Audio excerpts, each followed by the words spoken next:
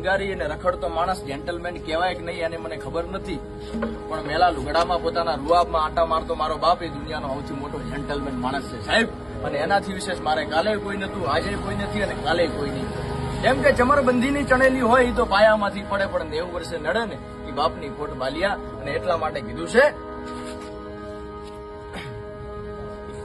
એવો ઘેરો રે વડલો ને ઘેરી છાયડી મારો બાપ રે છાયો છે મારા બાપનો. મેં તો આંગળી પકડી છે મારા બાપની, અને પછી ચાલ્યો હું તો મીઠુડો છાયો છે મારા